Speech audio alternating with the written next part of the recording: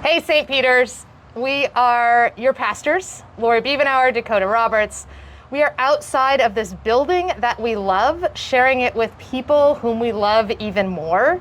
And we thought it was about time to give you a closer look at what we are experiencing inside this building. Dakota and I have not been in the building much. Y'all have been in even less. So we have some technology that will hopefully give you a bigger picture of what our process will be post-fire recovery. So let's go inside and take a peek. Here we go. Stay with us.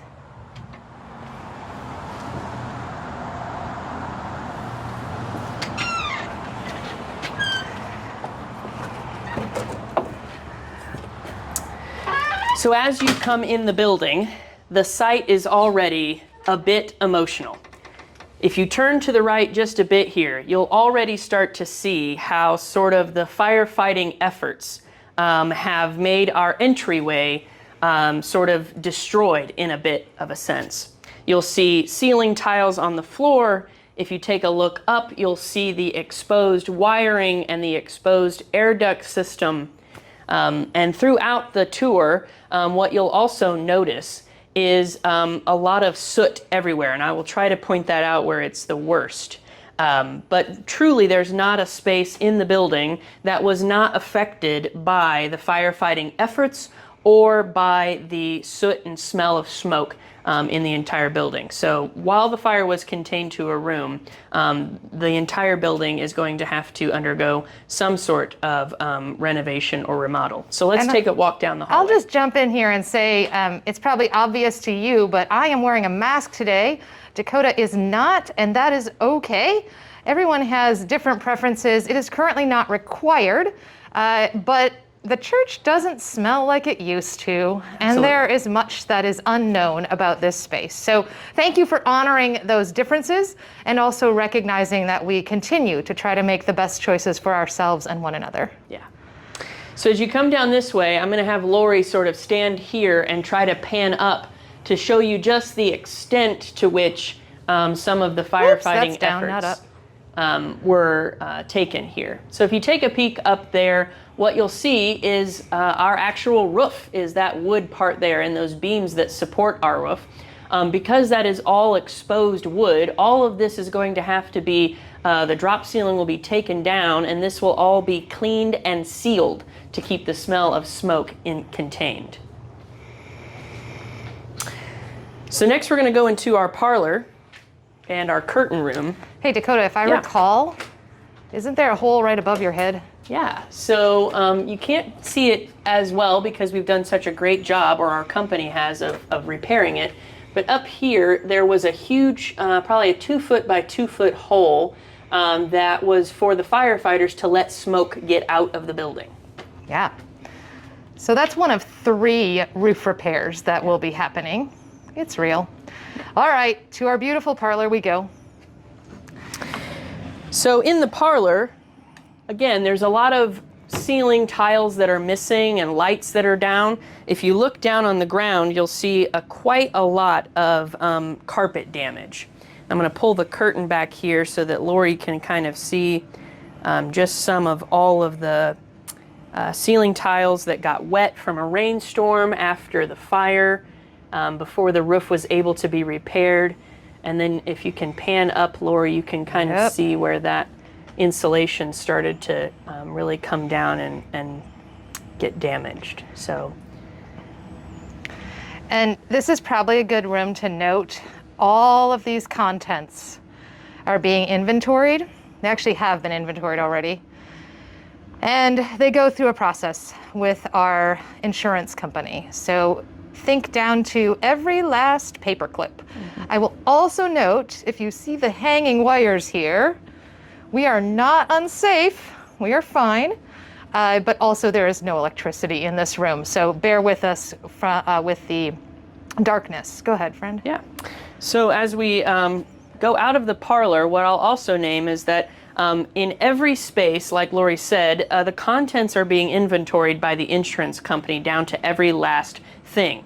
This room and the magic curtain room have been deemed what the insurance calls a total loss, meaning it does not make sense to attempt to save any of the contents in these rooms. Rather, it's going to be everything in this room will be replaced in some form, and we'll get into more detail about how that happens. So every space we go into, there's a determination that's made of, will we try to clean and save some of these things, or will this room, by nature of the room, be totally lost to the fire and the contents need to be disposed of and replaced?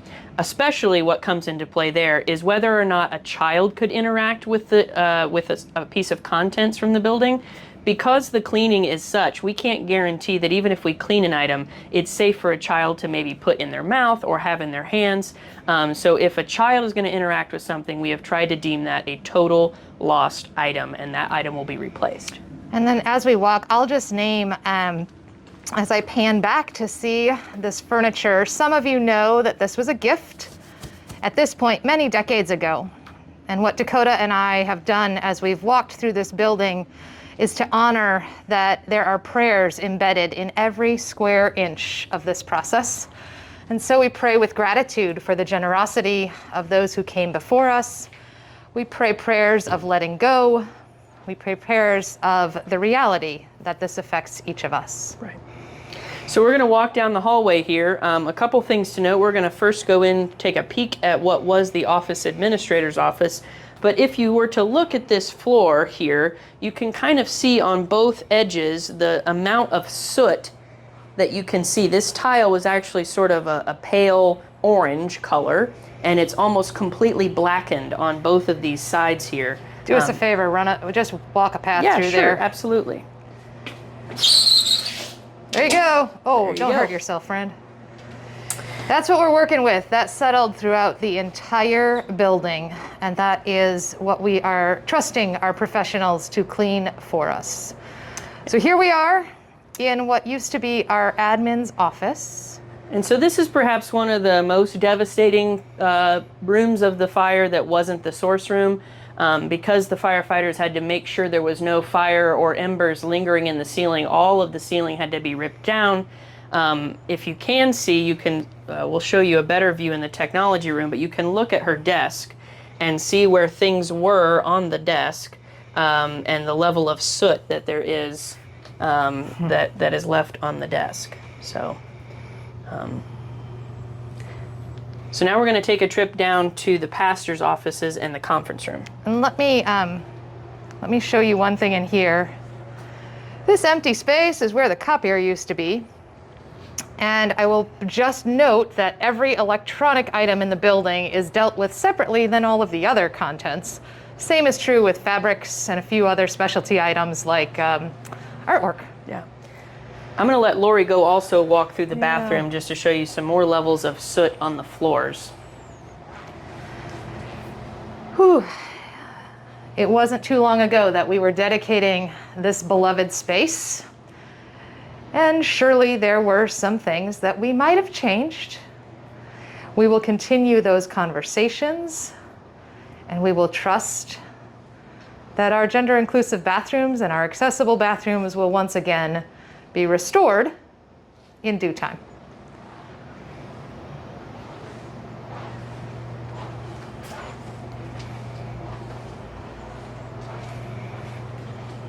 So as we make our way down, I'll also note that the conference room and the pastor's office and the live stream room were some of those places we didn't have lighting. So I apologize in advance for the level of lighting in here. But if you take a step in here, you'll also note, again, where all of our live stream equipment is. And as Lori mentioned earlier, all of the electronics are dealt with separately, and they are being cleaned, taken apart, and it's being decided if they're salvageable or not. And then if you take a step into the pastor's office,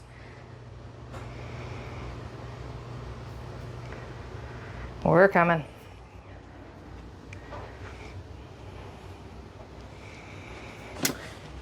So yeah, just another room that was only slightly affected, some missing ceiling tiles and some lighting that's missing, but for the most part, the things in this room were undamaged and will be able to be cleaned and taken care of. This is one of those places where our insurance people said, there's a lot in this one particular room, And we laughed because they weren't wrong.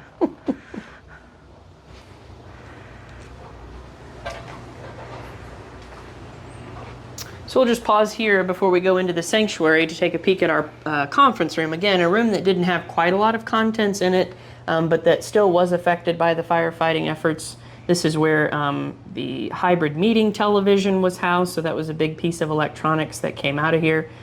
This beautiful donated table will hopefully survive some cleaning and be returned to us, as it's quite a fixture here at St. Peter's. I'll also say, while we're in the conference room, a note about art. The same company that takes care of our electronics also takes care of all of our fabrics and all of our art, our precious artwork. So all of the fabrics, from banners to stoles to robes to quilts, all is being cleaned and taken care of the best that it can. And the same with several pieces of fine art that were in the building. They actually hire artists and pay them by the hour to go and fix pieces of the art that may have been damaged by the fire. So that's also something that's taken place. So we're going to pause here, and I'm going to take over the camera from Lori as we enter into the sanctuary and go into the second half of our tour.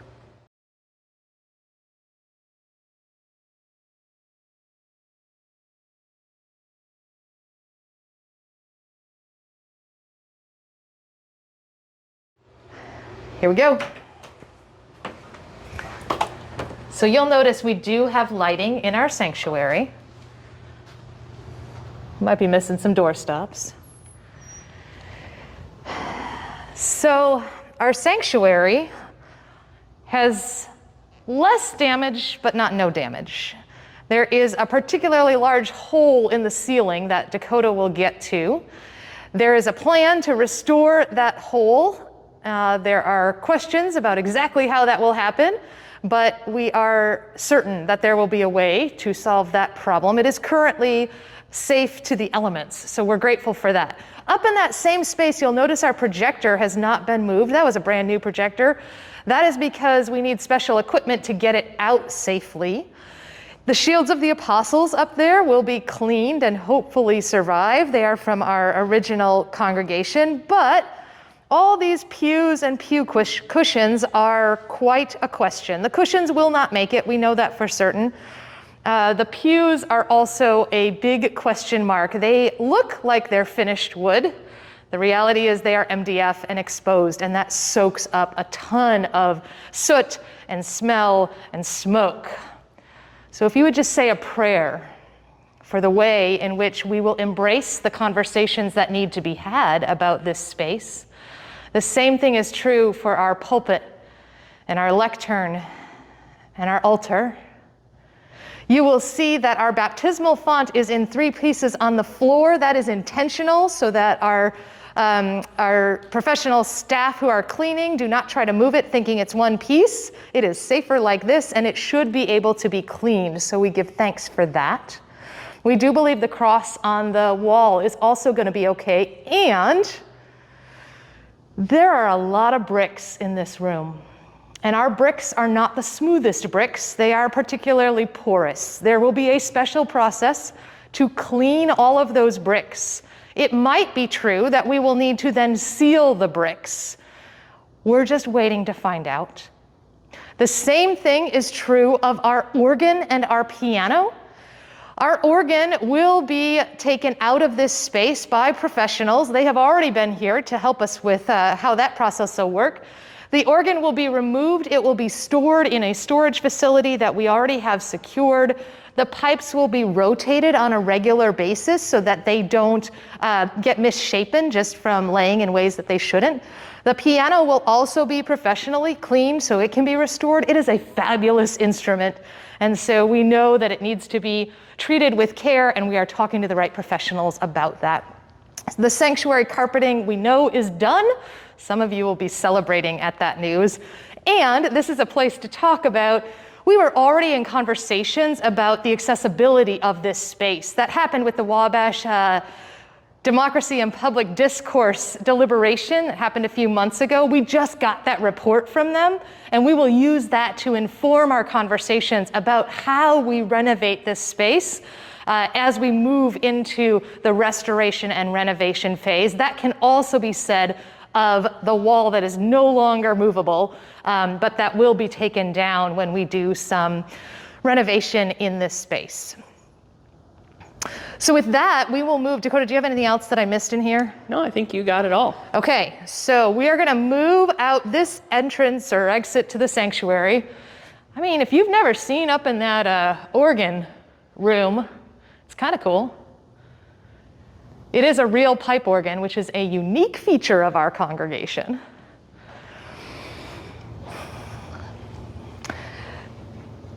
Dakota's coming into what we have called our Worship and Wonder and Youth Room. It says that right on the sign. You'll also notice a big X. That big X means that everything in this room has been declared a total loss. And so I stand here and I think about all these memories and all of the learning and all of the many hours that went into creating this space. I also say a prayer for the Tamil school that stored their stuff in this space. They are amazing partners and have offered us much grace and are restoring their own things. I shouldn't say restoring, they're replacing them. Things like felt cannot make it, anything used by a child cannot make it. And if you haven't seen it before, this is the access to the organ room. So we won't go up there today, I don't think, but it did not have water damage. We are thrilled about that, but the soot and smoke damage has to be dealt with. So prayers for the journey of transformation that this room will undergo. The carpet in these spaces, although some of the newest carpet in the building, is some of the worst hit. Hold on just a second, Lori. What I'm going to do is pan this room so you all can see. Sure. So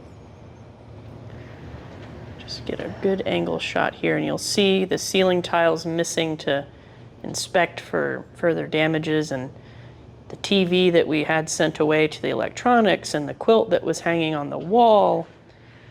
And if you think about the ceilings, you've heard this from our building and grounds team leader, John Kraler, we got to get up into the ceilings to have the electrical evaluated. Once that's evaluated, they will also evaluate the ductwork. They will evaluate all of the insulation. We don't know what we don't know up there. So we are still in that process. There are also holes in the wall that you will see. All that gets repaired at some point. And then we come to one of the hardest rooms to see, and that is the source room. This was formerly known as Fellowship Hall Closet.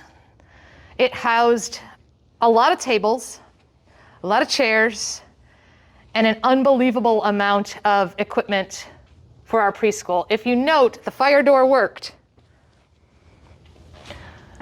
The door did its job and contained the fire.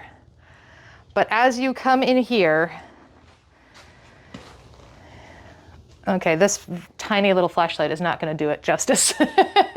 We'll do our best with the lighting that we have, and I will just allow for a lot more time for us to sort of take a look. Every one of these walls that went along this shelf here, and then also the ones that went along the back of this room.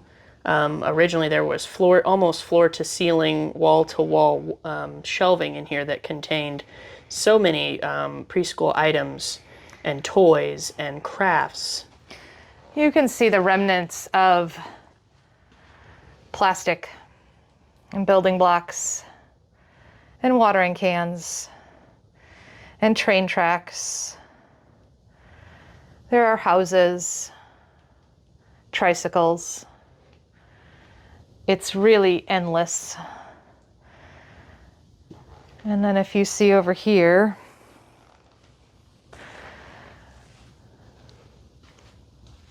the walls are covered, the ceiling is gone, the plastic is melted.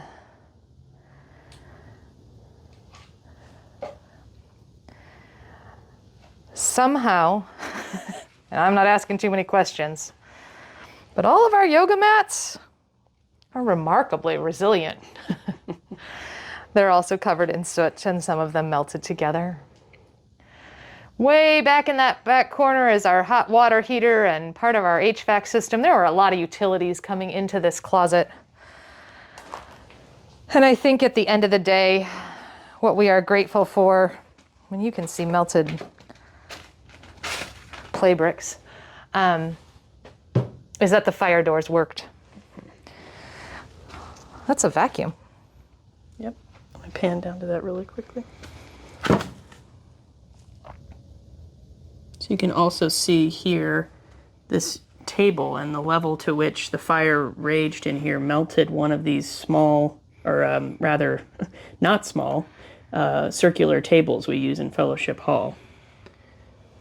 And then I'm going to pan back over here. If you can see, we'll come around on the rest of the tour, but this doorway here also had a fire door on it, and just to the left, right about here, is where an electric panel was, and is believed to be where the fire itself began in some way. Like we said, or will be saying, the fire department can't rule out a lightning strike, but believes it to be the cause of the fire, and likely struck something that ignited in this electric panel that was here. So we give God a great deal of thanks that these doors were shut and locked. It's simply by God's grace that that was the case, that we had those things taken care of and saved a great deal of our building. So we're gonna go back through. I'm gonna give you your phone back. Okay.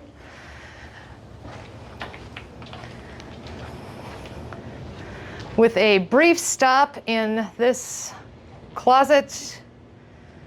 Are we plugged in here? I don't think so. Electrical closet, everything has to be reevaluated. There's not a whole lot to see in a dark room, but that's a lot of very old electrical equipment that we will learn more about soon. In this financial secretary or business office, we once again have no lights, but we can tell you that all the documents will be taken by drawerful to be put through a process. That fire cabinet right there is actually our historical file. So we do in fact still have many of our historical records. This is good. We will also have the opportunity, let's call it an opportunity, to purge what we do not need from this particular room, which is probably a fair bit of stuff. Ceiling is still ripped up here. These two bathrooms, what we have come to know as our gendered bathrooms, have all the soot all over them. The ceiling is in okay shape. It's dark, so we're not going in there. We then come to the back hallway, our music room. This room was filled with smoke. It looks bright now, but everything in here was covered and full of smoke and soot. And so everything in here is being evaluated and cleaned, and what can't be cleaned will be replaced. And if you're feeling overwhelmed, I'll just say you're not alone. I want to pause here to look at the back entrance here. So this is the way that the fire department gained access, and it's very difficult to see. I gotcha. Without zooming, but this is how they luckily didn't have to break much of the door, but did do a little bit of damage, so this door will be obviously replaced as well. We'll come back in here.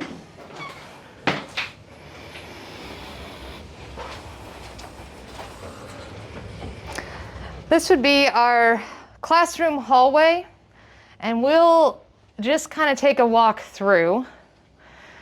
This is the other side of the source room. You can see the back side of that door. Again, anything that is connected to a child that could be used by a child, will be declared a total loss for the safety of the children that come after us. So all of these classrooms are in process, And I will name at this point that the suspension of our preschool ministry is certainly a source of pain. I can feel my heart flutter as I say that, but I can also say at this point we have processed nearly all of the refunds to our families. We have given severance to our teachers, and we are working through the process to get them their personal items and also reimbursements for classroom supplies that they brought themselves. So that process is still underway. You can see that the amount of stuff that we are dealing with is extensive. So everything in this entire space has to be inventoried and has to be evaluated. So a prayer for those who grieve, for those who wonder what comes next, for those who truly hurt and hold anger, and who wonder what could have been done differently. I include myself in that. We are almost to the end of our walkthrough. I think Dakota and I are going to do one more shift. So next we're going to step into our kitchen, and you'll notice that there's a lot of open cabinetry. That's because the teams have already started going through, the remediation teams have already started looking at all the stuff and seeing what can be cleaned and what can't be. A great deal of this room is going to be totally lost and thrown away, but you'll see that we're missing all of our appliances. Those have been taken off and evaluated for their ability to be cleaned. This is a room with a lot of memories for this congregation, as a congregation that likes to fellowship together and cook together and enjoy that time with one another. So this will be another room that will get a nice cleaning and renovation.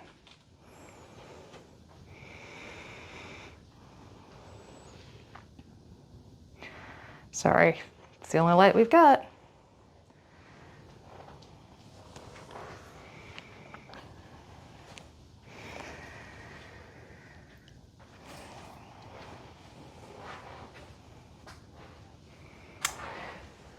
So as we come towards the end, what we'll see is just as we're circling the building, we know that there are more preschool classrooms down here that again will be, the contents of which will be disposed of properly and for the safety of our future kids that may inhabit this space and for all. But as we come to this end, this is our building. It's still ours. There's still all of the memories that we have from this space, all of the memories we will make in this space. And so Lori and I hope that this guided tour, although it wasn't perfectly polished and although it had some new technology that we were playing with, we hope this has given you a glimpse into what it's like in this building at this point in time. Lori, what else do you want to share about this space? So Clay Middle School will be our new home, and Dakota and I have already committed when the clean out of this building happens, which has to be done by professionals and we hope will be done in the next few weeks, we will come through again and show you the blank canvas. Mm-hmm. We ask you to continue to pray with grieving, with gratitude, and perhaps most importantly with vision. For there is a God who is with us in each of these steps, as difficult as they might be. Mm-hmm. And we trust that as God's people, we will continue to share words of justice and hope and possibility for our future together. Absolutely. With that, we'll say see you next time.